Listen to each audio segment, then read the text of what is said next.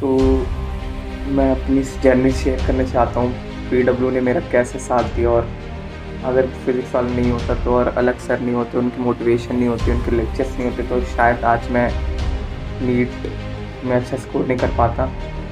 तो मेरा इस बारी नीट में स्कोर 616 है और रैंक अराउंड 13,000 के है, और कैटेगरी रैंक 5,000 है अप्रॉक्स। और ये मेरा नीट में सबसे पहला अटैम्प्ट था, और ये मैंने इसी साल मैंने क्लास 12 के बोर्ड्स के दिए है, और इसमें मेरा 98% स्कोर है। तो और ये सिर्फ मैंने 6 महीने में करा है विथ बोर्ड्स, और वो भी नीट क्रैश कोर्स के साथ। फिजिक्स वाला का नीट क्रैश कोर्स जो जनवरी टू फरवरी में लॉन्च हुआ था। तो वही मैं अपनी जर्नी शेयर करना चाहूँगा। तो यार, यही शुरुआत होती है क्लास 10th की। तो क्लास 10th में बिल्कुल मैं एवरेज था, और मुझे गाने का बहुत शौक था। तो मैं बेसिकली सिंगिंग की तरफ बहुत ज़्यादा इंक्लाइंड था। मैंने बहुत सारे शोज़ में पार्टिसिपेट भी करा था डिस्ट्रिक्ट लेवल पे। तो मेरे को मतलब बहुत अच्छा लगता था, और को करिकुलर एक्टिविटीज़ में ही मैं बहुत ज़्यादा जुड़ा हुआ था। बट फिर क्लास 10th के बोर्ड्स आए, तो बोर्ड्स के 1-2 महीने पहले मैं सीरियस हो गया, और सीरियस हुआ थोड़ा, और बोर्ड्स में 90+ स्कोर आ गया मेरा। तो बहुत ही ज़्यादा खुश हो गया था। आगे सोचना था क्या लेना है। मन में पहले से कहीं से मतलब सुना हुआ था कि यार 90+ आ रहे तो लेना है, मतलब साइंस। लेकिन मन में भी मुझे कहीं ना कहीं डॉक्टर बनने का बिलीव था कि डॉक्टर के लाइन में जाना। और ये मैंने श्योर मैं तब हो गया जब ये लॉकडाउन लगा था। तो फिर मैंने 11th में PCMB चूज़ कर ली। हाँ, मैं इतना भी श्योर नहीं था कि मुझे नीट की प्रिपरेशन करनी है इंजीनियरिंग। तो मैंने PCMB ले ली थी, और मैंने आकाश इंस्टीट्यूट को ज्वाइन कर लिया था। तो आकाश इंस्टीट्यूट का मैंने एक नॉर्मल बिल्कुल वीकेंड बैच ज्वाइन करा था, जिसके अंदर 100 लोग थे। और फिर जैसे ही मैंने इनरोल करा, फिर लॉकडाउन शुरू हो गया। फिर वहीं ऑनलाइन क्लासेस तो बहुत ही स्मूथ चल रही थी, लेकिन उनके टेस्ट जो होते थे वो बहुत ज़्यादा हाई लेवल के होते थे। तो जब मैं उनके टेस्ट की प्रिपरेशन करता था, तो मैं मॉड्यूल्स ही पढ़ता था। तब तो मुझे NCERT की बिल्कुल भी वैल्यू नहीं पता थी। जब लॉकडाउन के अंदर जब मैं प्रिपरेशन कर रहा था, तो मैंने NCERT को छुआ भी नहीं था। मुझे पता भी नहीं था कि NCERT पढ़नी भी होती है कि यार नीट तो बहुत टफ एग्ज़ाम है, तो उसके लिए NCERT सिर्फ पढ़ के कैसे रह सकते हैं हम। तो फिर मैंने NCERT पढ़ी नहीं थी बिल्कुल भी। मैं मॉड्यूल्स की एक एक लाइन रटने की कोशिश करता था। मैं बिल्कुल एवरेज हो के मैं सोचता था यार फर्स्ट अटैम्प्ट में क्रैक करना है। और फिर साथ में 11th के मतलब मैं स्कूल में, मेरा कोई डमी स्कूल नहीं था, मेरा एक प्रॉपर स्कूल था।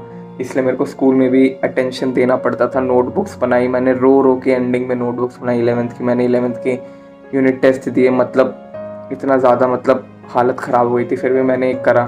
फिर एंडिंग में जाते जाते, ये 2020 में दिसंबर की बात है, 11th की एंड में, मतलब इनका सिलेबस अभी तक मैकेनिक्स तक ही पहुंचा था। और ये बात मेरे को दिसंबर टू जनवरी में जाके रियलाइज़ हुई।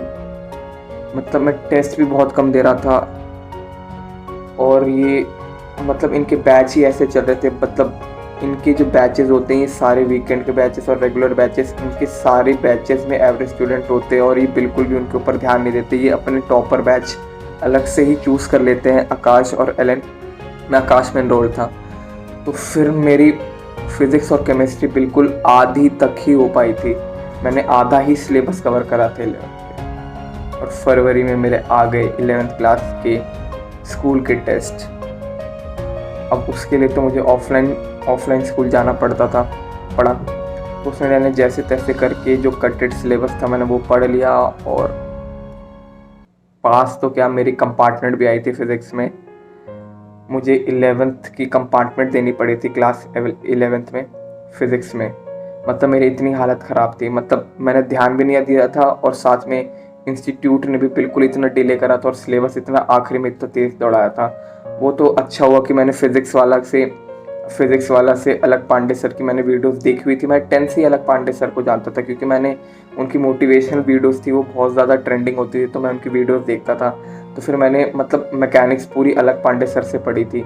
मतलब मैंने मैकेनिक्स 11th में मैंने सिर्फ मैकेनिक्स ही पढ़ी थी फिज़िक्स के नाम पे। और फिर मैं फिज़िक्स में फ़ेल हो गया था क्लास 11th में। मेरा 40 अराउंड स्कोर था शायद, तो मैं फ़ेल हो गया था। तो फिर मैंने कंपार्टमेंट दिया, फिर जैसे तैसे करके मैं रट के पास हुआ। 12th में मेरे पास अब 2 डिसीजन लेने थे मुझे, क्या मेरे को आकाश में कंटिन्यू करना था या मुझे फिज़िक्स वाला का कोई बैच ज्वाइन करना था। मैंने पापा को बोला, लेकिन यार उस टाइम फिज़िक्स वाला इतना ग्रो नहीं था। फिज़िक्स वाला अलग पांडे का यूट्यूब चैनल था और उनके ऑनलाइन बैचेस ही थे। तो मेरे पापा कहते थे मतलब 4000 में क्या ही होगा। तो मतलब उनको बिल्कुल भी बिलीव नहीं था यार, मिडिल क्लास को कभी भी बिलीव नहीं होता। उनको लगता है कॉम्पिटिटिव एग्जाम्स है, इसके लिए बड़े ह्यूज अमाउंट आपको पे करनी पड़ेंगी तभी आपका सिलेक्शन होगा। ये मतलब इतना हम इसको बड़ा बना देते हैं और कहते हैं कि मतलब इसकी प्रिपरेशन के लिए तो बहुत सारे पैसे खर्च हुए हैं, इसके हुए हैं, तो यार ये 4000 में क्या पढ़ाएंगे। तो फिर मैंने आकाश ही कंटिन्यू करा। वो उन्होंने क्लास 12th का स्टार्ट करा, फिर वही नया बैच जिसके अंदर 100 से 200 लोग रहते थे। और फिर मैंने इस बारी बिल्कुल ही अलग पांडे सर की वीडियोस देखना बिल्कुल स्टार्टिंग से शुरू कर दी थी, क्लास 12th के और केमिस्ट्री के। मेरे मन में ये था, मेरी आधी 11th बिल्कुल ही बेकार थी। मुझे समझ नहीं आ रहा था मैं उसे कवर कैसे करूं। मैं 12th तो साथ के साथ कर ही जा रहा था। फिर स्कूल के यूनिट टेस्ट, अब तो बोर्ड्स भी थे, तो बोर्ड्स के लिए टीचर्स अलग फ़ोन करती थी प्रोजेक्ट बनाओ। मतलब एक टाइम मैं इतना डिप्रेस्ड हो गया था कि मैं क्या बताऊं। मतलब मेरे से बिल्कुल भी मैनेज नहीं हो जा रहा था। क्लास 12th और नीट की प्रिपरेशन और 11th आधी बर्बाद है। 12th में बिल्कुल कोशिश कर रहा था स्टार्टिंग से लगे रहूं, लेकिन स्कूल के प्रोजेक्ट्स वगैरह, नोटबुक कंप्लीशन बहुत ही हेक्टिक हो जा रहा था। तो फिर और इस बारी ये भी रूल था सीबीएसई के टर्म 1 और टर्म 2 के एग्जामिनेशन से। तो फिर अक्टूबर आते आते मैंने डिसाइड कर लिया कि चलो टर्म 1 की प्रिपरेशन करते हैं, क्योंकि यार नीट तो हो नहीं पा रहा। तो फिर मैंने टर्म 1 के लिए सीबीएसई बोर्ड के क्लास 12th के लिए मैंने पढ़ाई करी पूरी। फिर उसमें मैंने जितना भी 4-5 चैप्टर पढ़े रिलीजियसली, तो उसमें मेरे अच्छे नंबर आ गए। 95+ स्कोर था मेरा टर्म 1 में। तो उसके बाद फिर मैंने बोला कि अब टर्म 2 करते हैं। टर्म 2 के जितने बचे हुए 12th के चैप्टर्स थे, मैंने अलग सर पांडे की वीडियोस कंटिन्यू, सर की वीडियोस कंटिन्यू देखता रहा और आकाश के मैं क्लासेस करता रहा, जितने मुझे समझ आते थे, जितने नहीं आते। लेकिन पापा जब आते थे, जब मेरी आकाश की ये मैं बात बताता हूँ, आकाश में मेरे 2 दिन क्लासेस होते थे। वीकेंड की क्लास था मेरा, क्योंकि सैटरडे और संडे क्लासेस होती थी। मतलब मुझे उनके लेक्चर्स बिल्कुल समझ नहीं आते थे, क्योंकि वो इतना ही ऊपर से पढ़ाते थे। मतलब बॉटनी जूलॉजी में तो बिल्कुल एनसीईआरटी टच नहीं करते थे। मतलब वो इतना हाई फाई पढ़ाते थे, मतलब मैं क्या बताऊं। तो फिर मैं पापा के दिखाने के लिए बस उनके बैचेस ज्वाइन कर लेता था और साथ में अलग सर की वीडियोस देखता था। जैसे ही पापा जाते थे मैं अलग सर की वीडियोस ऑन कर लेता था। तो उसके बाद फिर जनवरी आया और जनवरी में मुझे रियलाइज़ हो गया कि मेरी प्रिपरेशन बिल्कुल भी ढंग से नहीं हुई है। अब मुझे एक प्रॉपर गाइडलाइन की ज़रूरत थी। मुझे पता था मई में तो पेपर होना नहीं है। मुझे पता था मुझे थोड़ा टाइम मिलेगा, जितने भी 5-6 महीने हैं मेरे पास, मैं इसमें पूरी अपनी जान लगा दूंगा। और उसी टाइम अलग सर ने नीट क्रैश कोर्स को अनाउंस करा और मैंने झटके से पहले ही नीट क्रैश कोर्स मैंने ले लिया। और मैंने डिसाइड कर लिया था, मैं बोर्ड्स की कोई भी दिक्कत होगी मैं उसे इग्नोर करूँगा। प्रैक्टिकल वगैरह जो होगा देखा जाएगा यार। मैं क्रैश कोर्स को बिल्कुल भी रिलीजियसली ही फॉलो करूँगा। मैंने क्रैश कोर्स ज्वाइन करा, उसके मैंने टेस्ट कंटिन्यू दिए। मैं बिल्कुल एनसीईआरटी ही पढ़ता था। मतलब मुझे 12th के हाफ तक मेरे को एनसीईआरटी की वैल्यू ही नहीं पता थी यार। मतलब मैंने 11th की एनसीईआरटी पढ़ी ही नहीं थी ढंग से, और क्लास 12th की एनसीईआरटी मैंने थोड़ी बहुत पढ़ी थी क्योंकि स्कूल में पढ़ाई जाती थी। तो उसके बाद मैंने क्रैश कोर्स जनवरी में लिया और मैंने उसे पूरा स्टार्टिंग से फॉलो करना शुरू कर दिया। फिर आते हैं स्कूल के प्री बोर्ड्स भी मैंने ऐसे तैसे दे दिए। मेरे को अब ठान लिया था कि मेरे को यार इस बार करैक करना ही है नीट। फिर मैंने प्री बोर्ड्स दिए, प्री बोर्ड में ठीक ठाक नंबर आ गए।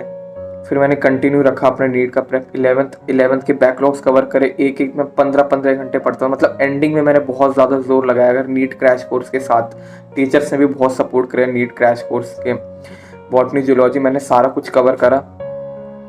और फिर मेरे 12th के बोर्ड्स हुए।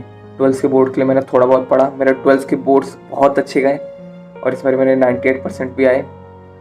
तो उसके बाद फिर मेरे पास बचे थे half of May and full जून।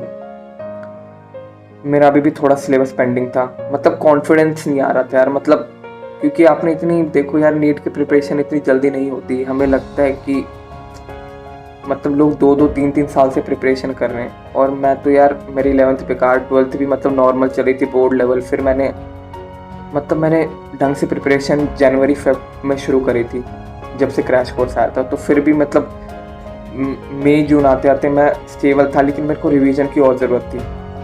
तभी एम टेस्ट सीरीज़ आई, मैंने एम टेस्ट सीरीज़ को एनरोल करा ऑब्वियस ना, लेकिन वो हमारे बैच में थी नीट क्रैश कोर्स में, तो मैंने उसको अटेम्प्ट करा। मैं प्रिंट आउट करके करता था, और साथ में आकाश की टेस्ट सीरीज़ थी, उसको भी मैं बीच बीच में कर लेता था क्योंकि, लेकिन यार उसकी टेस्ट सीरीज़ बिल्कुल मतलब आउट ऑफ बॉक्स रहती थी। मैं ये नहीं कहूँगा कि दोनों की टेस्ट सीरीज़ अच्छी है, लेकिन मैं बीच बीच में आकाश भी देता था, और ज़्यादातर मैंने एम टेस्ट सीरीज़ अटेम्प्ट करे। तो फिर एंडिंग में जाते जाते फिर मैंने बोर्ड 1 वीक पहले नीट के, मतलब मैं बिल्कुल टूट चुका था, मतलब समझ नहीं आ रहा था क्या करूं। मैं बहुत घबरा गया था, मतलब 1 हफ्ते मैंने बिल्कुल भी ढंग से नहीं पढ़ाई करी थी, ना ही मैंने 1 हफ्ते में कोई टेस्ट दिया था। मैंने कुल मिला के 30 टेस्ट दिए होंगे, लेकिन जो मैंने क्रैश कोर्स के मतलब 4 to 5 मंथ्स में पढ़ा था ना, उसमें मेरे को बिल्कुल बिलीव था।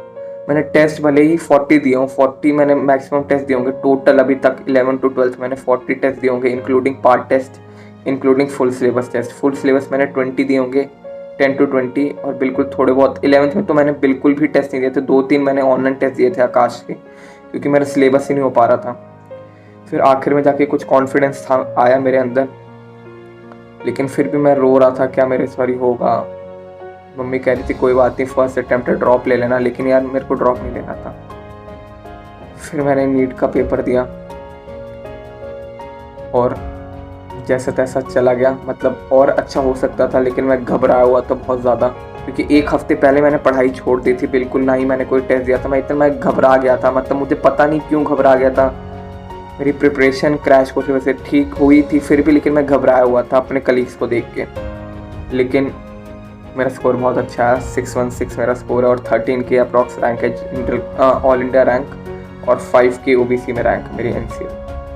तो मतलब क्रैश कोर्स से मैंने इतना सारा कर लिया है। मैं होप करता हूँ कि अलग सर तक मेरी ये बात ज़रूर पहुँचेगी, और मैं थैंक यू करना चाहूँगा पूरी फिज़िक्स वाली टीम को, जितने भी टीचर्स हैं, और अलग पांडे सर ने, क्योंकि उनकी वजह से मतलब 12th के साथ ये करना बहुत ही ज़्यादा हेक्टिक हो जाता है यार। आपको क्लास नोटबुक्स मेंटेन करनी पड़ती हैं, प्रोजेक्ट्स करने पड़ते हैं, और मेन बात है कि मैंने एंडिंग तक हार नहीं मानी। मैंने क्रैश कोर्स ज्वाइन करा, और क्रैश कोर्स मिले एक वरदान प्रूव, और मैं भूलूंगा नहीं कि मैंने एंडिंग जनवरी 2022 में मैंने क्रैश कोर्स लिया था, और मेरा बहुत ही अच्छा बेस्ट डिसीजन मैं कहूँगा अब तक का मेरी पूरी ज़िंदगी का। थैंक यू अलग सर, थैंक यू फिजिक्स वाला टीम।